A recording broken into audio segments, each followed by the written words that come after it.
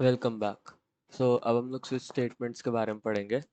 तो जैसे कि इफ एल्स लैडर होती है, वैसे ही अपने स्विच स्टेटमेंट्स होते हैं, लेकिन इसमें कुछ केसेस होते हैं जिन केसेस के हिसाब से काम करता है। तो the switch statement in C provides a convenient way to simplify multiple conditional branches based on the value of a single expression. It allows you to execute different blocks of code based on the value of an expression. Let's explore how the switch statement works and how you can use it effectively in your switch program. तो एक expression रहता है, उसके हिसाब से multiple cases रहते हैं और उन मल्टीपल केसेस की कुछ वैल्यूज रहती है। तो जो एक्सप्रेशन केस से मैच हो जाता है केस की वैल्यू से, तो हम लोग उस पर काम करते हैं। ठीक है, तो चलो आ जाते हैं सिंटैक्स पे इसके। तो स्विच, ये ऐसे लिखते हैं स्विच, फिर ये इसके अंदर लिखते हैं सारा इस बॉडी ऑफ कोड के अंदर। फिर स्विच के अंदर case value one, case value two. अब एक्सप्रेशन तुम्हारा जिस भी वैल्यू से मैच करेगा, अब ये जो एक्सप्रेशन है तुम्हारा जिस भी वैल्यू से मैच करेगा उसके अंदर का कोड लिख जाएगा और ब्रेक होके वो सीधे बाहर आ जाएगा।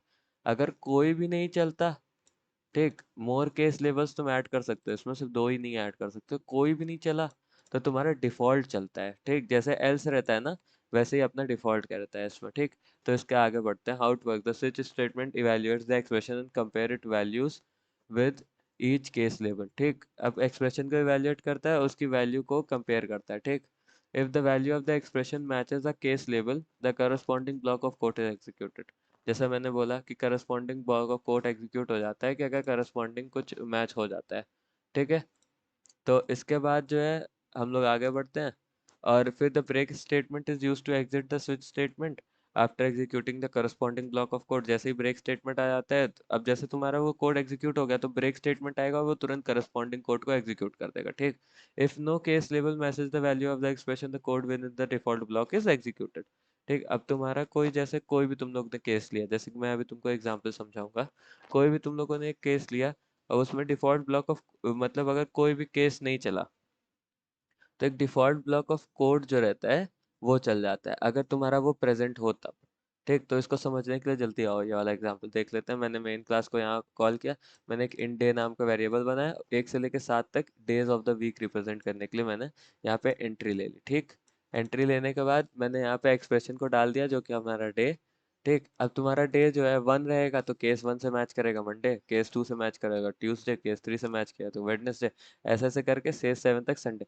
अब 8 9 10 11 12 13 14 15 अप टू इन्फिनिटी, और वन के पहले जीरो माइनस वन जितनी भी डालोगे तो वो इनवैलिड डे में आएगा और उससे डिफॉल्ट कॉल हो जाएगा। ठीक, तो आई गेस तो तुम लोग को ये समझ में आ गया। तुम लोग ने पहले स्विच लिया, स्विच में एक्सप्रेशन, एक्सप्रेशन के अंदर बॉडी ओपन करी। अब तुम सबसे पहले केस वन लिखोगे, केस वन, और फिर ये कोलन्स, कोलन्स लिखने के बाद तुम उसमें उसकी रिक्वायर्ड केस प्रिंट कराओगे और ब्रेक कर दोगे। ठीक, जो भी आएगा।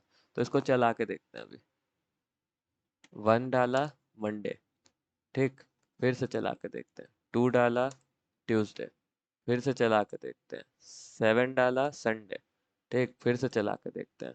4 डाला थर्सडे, फिर से चला के देखते हैं। 10 डाला, कोई भी डे नहीं, इनवैलिड डे। ठीक, तो आई गेस तो तुम लोग को इन चीज़ का मतलब समझ में आ गया होगा कि कर क्या रहा है इस टाइम। कि वो एक डे लेगा, वो रिप्रेजेंट करेगा वीक को।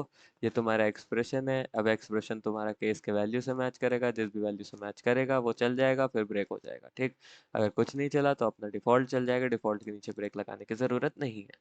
ठीक है, तो आई गेस तो तुम लोगों को ये समझ में आ गया होगा। मिलते हैं अगली वीडियो में। Thank you.